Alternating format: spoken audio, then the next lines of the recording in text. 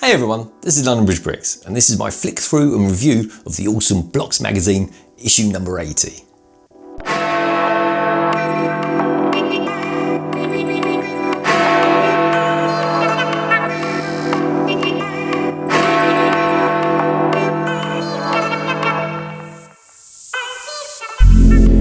So here's our latest edition then of Blocks magazine. Starting at the top, we've got the LEGO Masters, the Inside Story and Season 2 preview. Looney Tunes delving into the animation history. And down here we've got Everyone is Awesome. Matthew Ashton talks about designing a set that celebrates diversity. We've got the LEGO Batman, the Dark Knight's latest set revealed. It's of course the cow.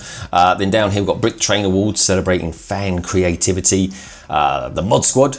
And under there we're going to the Monkey Mod, reimagining the new Monkey Kid mountain, win LEGO prizes, 5 LEGO Batman cowls up for grabs. Now this is of course issue 80, it retails here in the UK at £5.49, but I was lucky enough that Blocks magazine actually sent this magazine to me to review. But all my thoughts in this review are of course my own.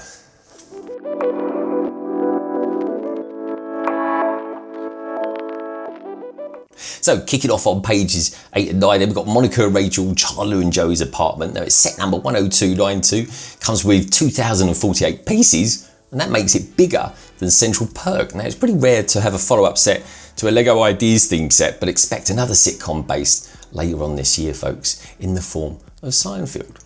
Now continuing with the month of LEGO, on page 10 now, we've got some views on Somerset, and LEGO City goes on safari with a new range of animals including elephants, lions, monkeys, and the Black Falcon Knights are back in LEGO's Newcastle themed creator set as well. We also get a kind of a glimpse at the new range of Ninjago coming out, and when you think that they've recently been digitized and then they were kind of finding a lost island and now they're setting sail for adventures underwater, but we'll be taking a little look at that a little bit later. Speed Champions gets a mention with their new sets coming out as well. And then over here on page 11, we get ourselves a new plant for the botanical collection and a glimpse at Everyone is Awesome up here, coming out and designed by Matthew Ashton. And again, we're going to take a little deeper look at that a little bit later in this review. Now, regarding the UCS gunship over here, is coming out apparently, but it's going to be big.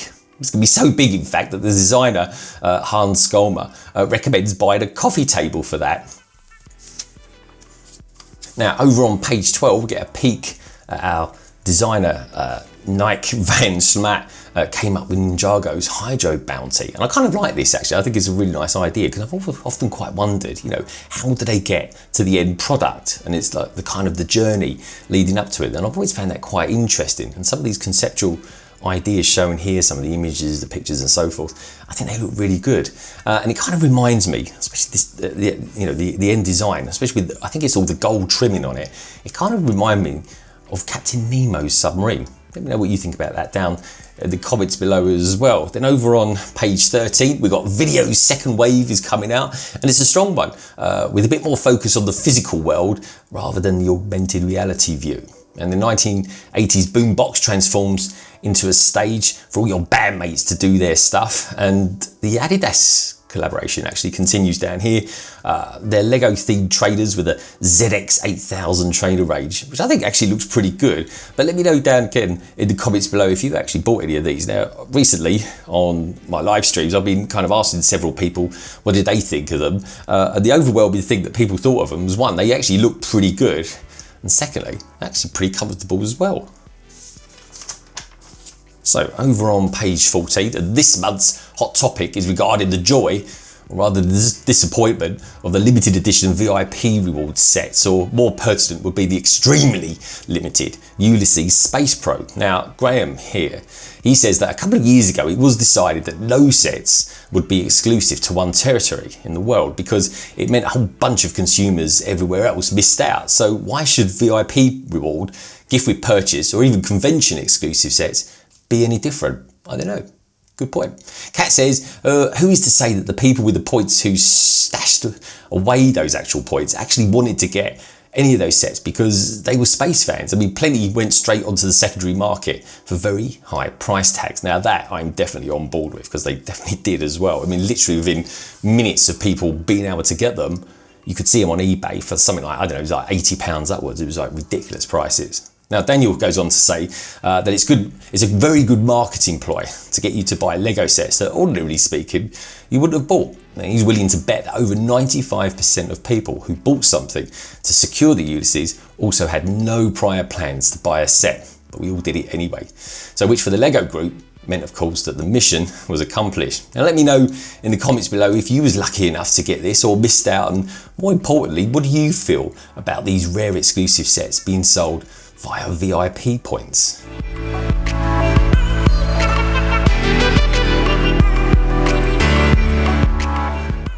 Page 24, and we got the very vibrant "Everyone is awesome," and I mean everyone is awesome. Now, Matthew Ashton reveals how he came up with the idea of a Lego set that celebrates inclusivity, that was developed as a big thank you to the LGBTQIA+ and AFOL and GayFol community. Now, he says in the article that collectively the colours are intended to represent everyone and is a symbol of love and friendship. Now, for me personally, I actually got this set on day one and I love it, I really do. Now, if you fancy watching me building it back on the backlog stream with Si O'Connor, then please do check the card above. And you know what? If you'd like to show this video some love, then please do give it a thumbs up as well.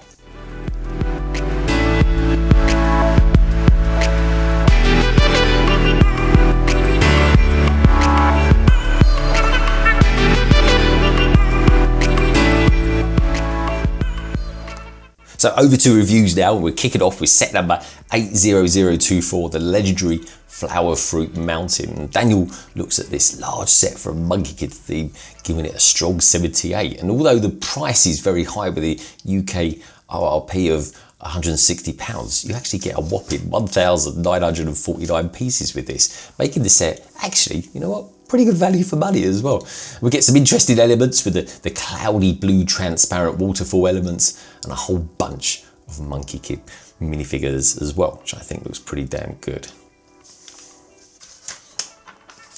Over now on page 52, we get ourselves the Batman cowl, and that gets a pretty low score actually of only 37. I mean, the build, in my opinion, a bit like actually what Graham actually goes on to say, it just looks a bit off, and I think it's one of those ones that it doesn't matter what angle that you put it at, it just doesn't feel quite right. And there's a few other kind of questionable choices as well, you know, using this clear windshield element here for where the mouth would be, and the cowl just isn't, well, actually the designers go on to say that the cowl isn't actually based on any particular Batman cowl, and I don't know, maybe that's perhaps why, to me, it just doesn't look quite right. But let me know what you think about that down in the comments below. Page 54, and we venture into the Harry Potter theme with some nice looking BRICKHEADZ, starting off with the terrible trio of Voldemort, Nagini and Summer, with possibly the best BRICKHEADZ hairdo ever, Bellatrix. I think it looks really, really cool. Now, page 55 over here, and we get ourselves, after the terrible trio, we get ourselves the awesome foursome with Harry, Hermione, Ron, and they're kind of building these as they were when they were back in the day as youngsters, along with, of course, of Hagrid, and a magical score to boot as well with 72. Maybe there's life in BRICKHEADZ still. Anyways, over on page 56. Now imagine for a moment, just imagine for a moment that you never have to buy flowers ever again. Well, that actually could one day be a thing with LEGO's botanical collection. The bouquet uses a myriad of different pieces and techniques to give it that organic look. You've got card bonnets here for rose petals and 1x2 round plates for simple, effective look of daisies. I do genuinely think it looks great. I mean, it really does. And wrapping all that together apparently makes for an engaging build experience. And that's probably why Blocks gave it a blooming good score of 86. Now over here on page 57, we get the bonsai tree, and I honestly think that is a really nice looking display piece. This is a really cool one. So page 58, from something kind of, I don't know, when you think about it, organic, to something that's completely industrial, so the absolute opposite end of the spectrum, in the form of the brick molding machine. And what makes set 40502 special is that it's the new LEGO House exclusive set. So the set is modelled on the machine that actually makes LEGO. And you'll find these in each and every one of the Lego factories all over the world. So for one reason or another, this is actually the first time that Lego have actually made a set that reflects that. And for a little more extra exclusiveness as well, you get these 2x2 printed tiles featuring 6 bricks that apparently is a nod towards what guests receive as they leave the real life venue. So if you're ever lucky enough to visit the Lego house, you'll be able to pick this up from the gift shop for 599 Danish krone. And that, roughly speaking, translates to £70 UK sterling or 95 US dollars.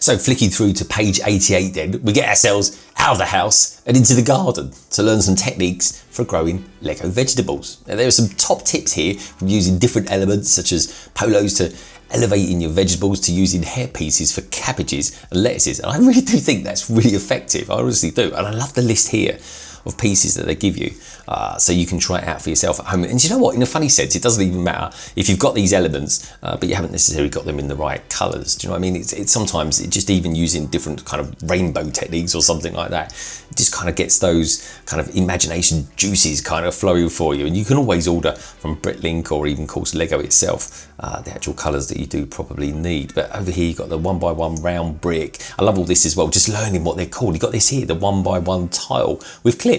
I never knew it was called that. I just always used to call it a clip. I never really ever imagined it to actually be a tile. But anyway, moving on. What else we got over here as well?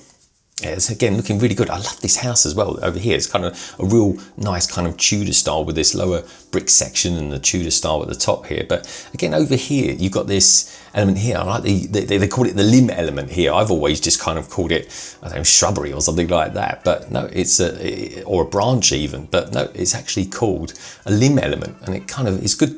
It's used to good use here because it kind of gives that kind of plant some height, some texture. And of course, gives it plenty of structure as well. Turning over, it continues here as well. And there you go, you've got it there again. You've got those hair pieces there. I'm pretty sure actually that's a Joker hair piece. I do think that looks really, really good. When you look at it, actually Lego do quite a lot of different kind of vegetable or plant-based elements in their catalogue. There we go, looks really good.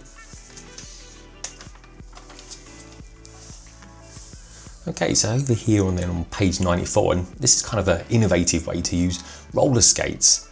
In this case, I was looking for ages at this. Where is it? Where are the roller skates in this?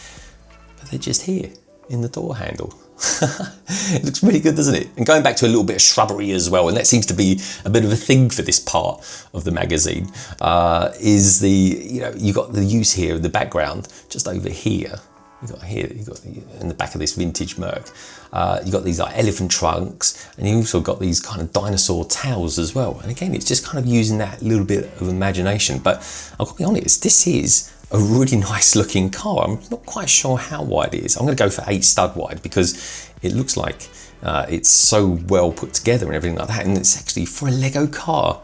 Is it me, or is that looking really, really smooth and round? And for a Mercedes, I think it looks great as well. But again, it's one of those sort of images that you've got the kind of the main element here, which is the car, and again, the good use of the roller skate there for the door handle. And it's kind of used roundabout as well. I think it's just really clever the way they've done it. You've got the kind of vintage looking wheels, and it's down on a decent looking plate as well. And you've got these kind of light plants growing out of the road there. I don't know, just quite a lot going on there. When you're thinking that you're just looking at a car, if you look actually at the surrounding parts around it and the way the pieces are used to kind of interpret shrubbery, plants and the sidewalk and whatever, it actually has been really well used. Then over here, we've got ourselves our ideas, or Lego ideas, showcase. I think this is a really, really amazing looking set, so I really do. Now this one, this is kind of like the main one of the month, is kind of like a gorgeous recreation of Jim Henson's The Labyrinth by Annabelle Trottier. Now her recreation of this kind of Isha inspired staircase, I think is absolutely brilliant, because you get these different coloured tans here for the stairs, along with this clever technique of the studs at the bottom as well for the stairs. And again, going back to shrubbery, we've got this kind of along the top here. I love the way she's done that, because it kind of looks really, I don't know, it's got a kind of very thick, very dark and very deep shrubbery, you know, kind of adds all to the mystical kind of elements of this actual display piece. And it's a strange one really, because it is I'm just looking at it and just kind of thinking about what we're looking at here. I can't think of anything that kind of ticks a couple of major boxes. One, it's from a very famous movie starring David Bowie, and secondly, it's actually kind of inspired from Isha's artwork as well. So you kind of got two major boxes ticked there, and you've got this kind of really interesting kind of fusion of ideas that come together and ultimately in a Lego set, which I think is brilliant. You've got the minifigures, of course, like I'm saying, of Sarah, and you've got the combination of different coloured eyes as well from David Bowie, which I think is brilliant. So, I mean, designing her mock, Annabelle kind of used a combination of drawings and studio to kind of carve out her final version of the mock. And at the moment, having just looked at it a moment ago, it's just over 6,300 votes. And links for this mock and all the other mocks mentioned on these pages, you'll find down in the description below. So, sticking with Lego ideas, this is a really interesting one actually, and this is kind of giving me a great idea for one of my favourite albums of all time, and it's this one here. It's the Metallica's record cover for the Master of Puppets, which is quite interesting actually, considering they've featured a Jim Henson one here as well today. But it's by somebody called Sasbo Mate 90. And I really like it. I think it's a great idea. I mean, there's loads of people like Huntress out there that are doing these great big mosaics. You've got Tech from Tech Productions as well, and of course Kevin doing some too. And I think they're absolutely great. I really, really do. It's a really, what was a bit of a niche, say 6 months ago, today is kind of like very much in the pipeline of pop culture. I think it's a great idea, I really do. And check out Chicky Bricks as well, because he's done one recently of Wonder, and I think it looks amazing. It really, really is good, and it's definitely something. I definitely this year, before the end of the year, I'm definitely going to be doing a mosaic mock of my own as well. But anyway, continuing on with mocks, we've got this cool idea here of the mini golf course by Lego Paradise, and this mock was built on and it kind of uses a mechanism as well, which it was a built-in mechanism, I should say, for swinging the actual minifigure. He kind of swings around and he kind of tries to putt a 1x1 stud. And I think it's really cool. I mean, it looks great. I think it's just 3 holes, and again, it's another one of those things. It kind of looks good, and it's got this functional playability on it as well, which I think is brilliant.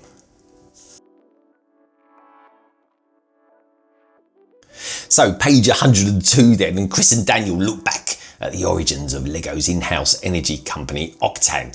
And do you know what? It's been around for nearly 30 years. I mean, that's unbelievable, it really is. Anyway, through those 30 years, they talk about how it's been used and developed, and right up to recently, of course, where you could buy the very exclusive VIP coin as well from there. Again, I don't think too many people were actually able to get that, but good news on that front actually. Lego have actually come out and said that they're going to be coming up and redoing those again, so you will be able to purchase those again, hopefully in the near future. So anyway, continuing on, and of course, and we've got some really classic looking sets here, but by far the best one out of all these, and arguably still to this day one of the best petrol stations that you can get, is set number 6397. I mean, that number alone, I mean, how old does that number even sound? It's 6397 anyway, the Gas and Wash. Now, it's originally and arguably the best octane petrol station ever.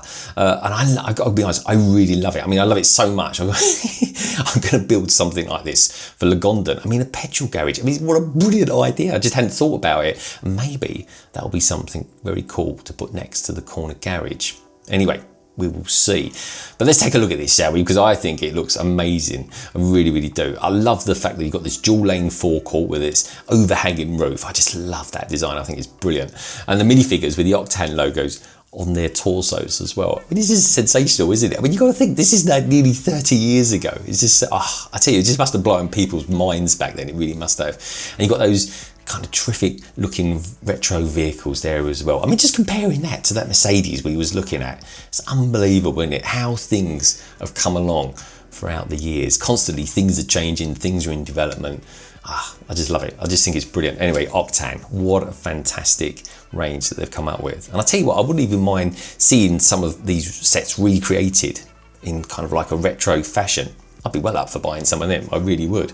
Maybe there should be some sort of Lego retro range, you know, a theme, maybe just a few sets a year or something like that. I don't know, let me know what you think about that idea down in the comments below. But anyway, talking about recreations of old sets, Daniel here, of course, he does his rebuild, and he's rebuilding here the Octan airport fuel truck. And of course, he's using the old idea, the old design, but brand spanking new elements. Could you imagine the elements that have changed through the years?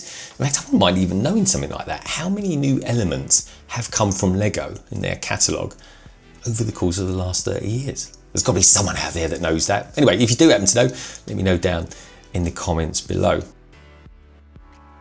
And that's about it for this month's flick through and review of Blocks magazine, issue 80.